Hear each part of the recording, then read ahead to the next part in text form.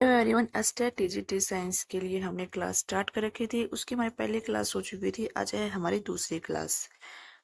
अगर आप इसके साथ साथ रेलवे ग्रुप डी की भी तैयारी कर रहे हैं तो उसके लिए भी क्लास इंपॉर्टेंट रहने वाली है। आज हम पढ़ेंगे सॉलिड्स के पार्ट। सॉलिड्स के पार्ट की बात करते हैं तो सॉलिड्स के दो पार्ट होते हैं। कौन कौन से? क्रिस्टलाइन सॉलिड्स, दूसरा आता है अमरफस सॉलिड।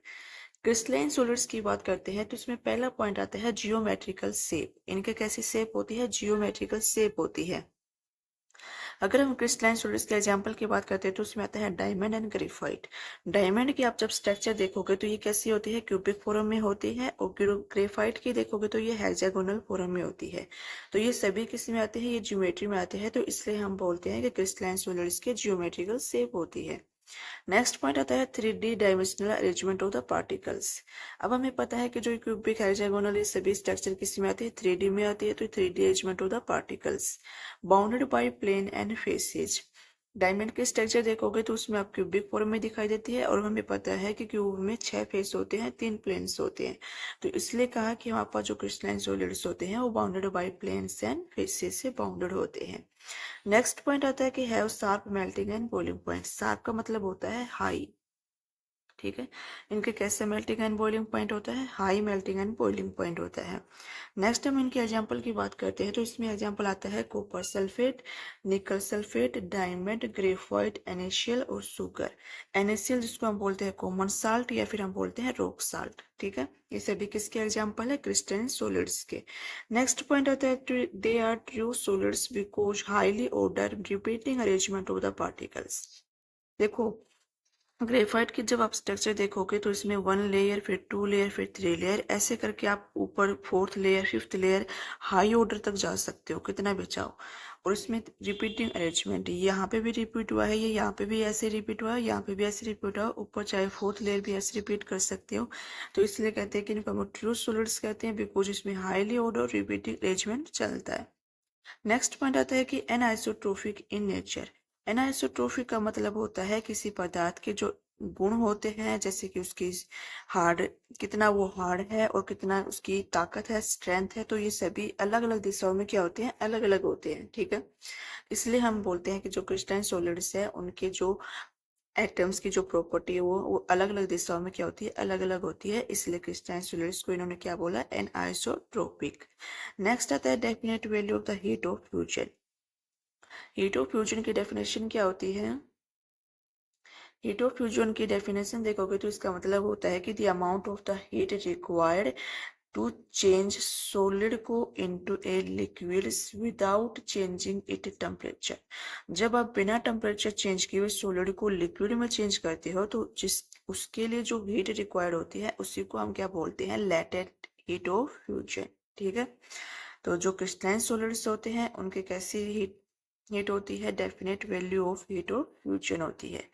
नेक्स्ट हम बात करते हैं तो हमारे पास आते हैं इनके एग्जाम्पल। एलोट्रोप ऑफ कार्बन की बात करते हैं तो हमारे पास आते हैं 4 एलोट्रोप्स ऑफ द कार्बन। कौन कौन से? डायमंड, ग्रेफाइट, फुलरिन और ग्राफीन। डायमंड और ग्रेफाइट की हमने बात की है, ये किस में आते हैं? क्रिस्टलाइन सॉलिड्स में आते हैं। ठीक है, पहले हम बात करते हैं तो डायमंड की बात करते हैं तो सभी को पता है कि ये हार्ड होता है, जो हम ज्वेलरी में जिसको हम यूज करते हैं। दूसरा पॉइंट आता है इसकी हाई थर्मल कंडक्टिविटी होती है और पुअर कंडक्टर ऑफ इलेक्ट्रिसिटी होता है। ठीक है, ये दोनों मेन पॉइंट बनते हैं, दोनों को याद रखना है कि थर्मल कंडक्टिविटी क्या होती है? हाई होती है, जबकि पुअर कंडक्टर ऑफ इलेक्ट्रिसिटी होता है, इसमें से इलेक्ट्रिसिटी पास नहीं होती है, इसलिए हम इसको बोलते हैं poor conductor of electricity. Next आता है solid form of the carbon. Carbon की कैसी फॉर्म होती है? ये सॉलिड फॉर्म में होता है। नेक्स्ट बात करते हैं तो हमारे पास आता है ग्रेफाइट। ग्रेफाइट की बात करते हैं तो ये सॉफ्ट होता है। वही हमने डायमंड की बात की है तो ये कैसा होता है? ये हार्ड होता है। ठीक है, सॉलिड फॉर्म में होता है। और ग्रेफाइट क्या होता है? सॉफ्ट होता है, जिसको हम पेंसिल में यूज करते हैं। ठीक है, इसमें जो एटम्स वो अरेंज होते हैं किसमें? हेक्सागोनल लेयर स्ट्रक्चर में अरेंज होते हैं। और इसमें स्लाइड्स जो होती है वो 1 स्लाइड्स के ऊपर दूसरी स्लाइड्स होती है, मतलब एक स्लाइड्स के ऊपर दूसरी स्लाइड्स, ऐसे वहां पास रिपीटिंग अरेंजमेंट जो चलता रहता है ग्रेफाइट में। ठीक है, ये ग्रेफाइट है और ये वहां पास डायमंड की स्ट्रक्चर, ये क्यूबिक फॉर्म में होती है, ये हेक्सागोनल फॉर्म में होती है।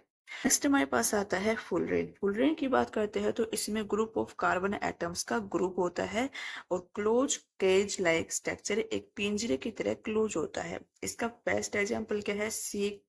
सीमेंस कार्बन 16, जिसको हम बोलते हैं बकमिंस्टर फुलरेन। ठीक है, there structure is like that football, एक फुटबॉल की तरह इसकी स्ट्रक्चर होती है। फुटबॉल देखा है ना, उसमें भी हमारे पास देखोगे तो हेक्सागोनल, मतलब इस टाइप से हमारे पास स्ट्रक्चर बनी होती है सारी फुटबॉल पर। तो इसमें जो कार्बन की एटम संख्या होती है वो कितनी होती है? 60 होती है। ठीक है, C60, इसको क्या बोलते हैं? बकमिंस्टर फुलरेन। नेक्स्ट हमारे पास आता है तो ग्राफीन। ग्राफीन की बात करते हैं तो इसमें तीन पतली सी 1 एटम थिक लेयर होती है विद कार्बन एटम्स के साथ, जो arrange in hexagonal lattice. Graphene की तरह इसमें हेक्सागोनल स्ट्रक्चर होती है, बट उसमें क्या होता था कि लेयर पे लेयर होती है। इसमें हमारे पास एक ही लेयर होती है, पतली सी लेयर। ये जो दिखाई दे रही है ना, एक पतली सी सीट की तरह एक ही लेयर होती है, जो स्ट्रोंग भी होती है, फ्लेक्सिबल भी होती है और गुड कंडक्टर ऑफ इलेक्ट्रिसिटी भी होती है। यहाँ तक हमारे पास ये बात होती है आज ग्राफीन तक। ये 4 एलोट्रोप ऑफ द कार्बन की हमने बात की है। कौन कौन से? डायमंड, ग्रेफाइट, फुलरीन और ग्राफीन। अक्सर जो पेपर होता है उसमें आप पास पूछ लेता है कि एलोट्रोप ऑफ द कार्बन बताइए। उसमें 4 ऑप्शन दे देगा और 3 ऑप्शन तो इनमें से दे देगा और चौथा ऑप्शन डाल देता है कोल। ठीक है, तो आंसर क्या हो जाएगा? कोल। ये हमारे पास क्या है? एलोट्रोफ नहीं है कार्बन का। ठीक है, हमारे पास 4 एलोट्रोफ है जो हमें ध्यान रखने, कौन कौन से? डायमंड, ग्रेफाइट, फुलिन और ग्राफीन। यहाँ तक हमने बात की है सॉलिड्स के पार्ट तक की। नेक्स्ट वीडियो में मिलते हैं अगले टॉपिक के साथ। तब तक के लिए बाय बाय।